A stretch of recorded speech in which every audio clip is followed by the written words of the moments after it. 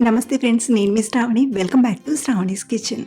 ఈరోజు ఈ వీడియోలో ఒక మంచి టేస్టీ అండ్ హెల్తీ సమ్మర్ డ్రింక్ని ఈ వీడియోలో మీతో షేర్ చేసుకోబోతున్నానండి. పుచ్చకాయతో ఈ జ్యూస్ చాలా సింపుల్గా చేసుకోవచ్చు. ఇంట్లో ఏజ్ వారైనా భలే ఇష్టంగా తాగిస్తారు. బయట ఎండవేడికి ఇంట్లో ఇలా చేసి పెట్టాలే కానీ ఆ హాయి, ఆ తృప్తే వేరండి.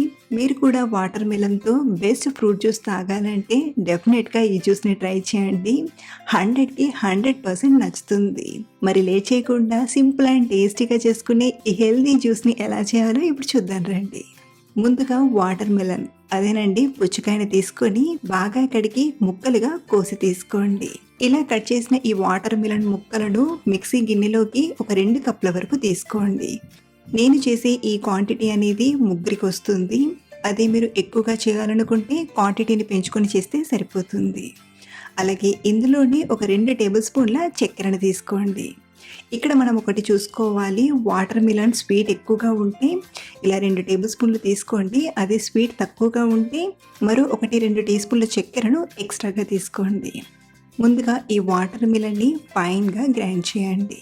ఎక్కడ కూడా పల్ప్ అనేది లేకుండా ఇలా ఫైన్గా గ్రైండ్ చేసి ఒక మిక్సింగ్ బౌల్లోకి ట్రాన్స్ఫర్ చేయండి. ఇప్పుడు ఇందులోకి 1.5 కప్పు పాలను తీసుకోండి. ఇక్కడ నేను ప్యాకెట్ పాలను వాడుతున్నాను కాబట్టి డైరెక్ట్గా తీసుకుంటున్నాను. అదే మీరు గేదె పాలు వాడుతున్నట్లయితే కాచి చల్లారిన పాలను తీసుకోండి. ప్యాకెట్ పాలు ఆల్రెడీ వేడి చేస్తారు కాబట్టి మళ్ళీ వేడి చేయాల్సిన అవసరం లేదు. ఇలా ఇన్స్టెంట్గా జ్యూస్ చేసుకునేటప్పుడు డైరెక్ట్గా తీసుకోవచ్చు. అలాగే చెప్పడం మర్చిపోయాను, 15-20 నిమిషాల ముందే ఒక టేబుల్ స్పూన్ సబ్జా గింజలను తీసుకొని నీళ్లు వేసి నానబెట్టండి.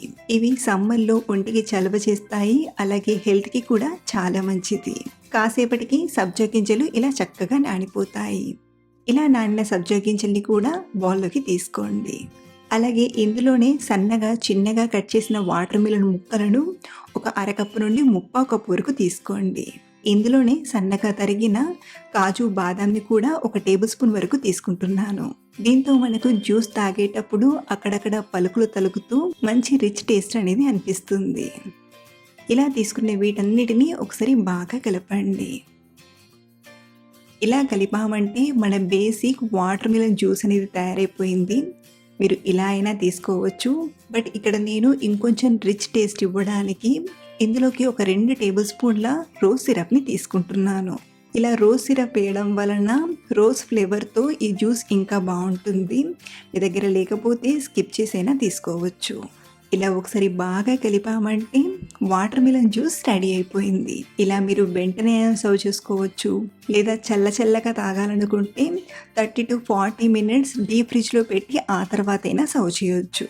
ఆ తర్వాత సర్వ్ చేసుకున్నామంటే చల్లగా చాలా టేస్టీగా ఉంటుంది. సో సింపుల్ వేలో పుచ్చకాయతో మంచి టేస్టీగా ఫ్రూట్ జ్యూస్ని ఎలా చేయాలో చూసారు కదా. ఈ టేస్టీ జ్యూస్ని డెఫినెట్గా ట్రై చేయండి, చాలా బాగా ఇష్టపడతారు. అలాగే ట్రై చేశాక మీకు ఎలా వచ్చిందో కింద కామెంట్లో నాతో షేర్ చేసుకోవడం మర్చిపోవద్దు. మరిన్ని సింపుల్ అండ్ టేస్టీ రెసిపీస్ కోసం మన ఛానల్ని ఫాలో అవ్వండి. Thank you for watching.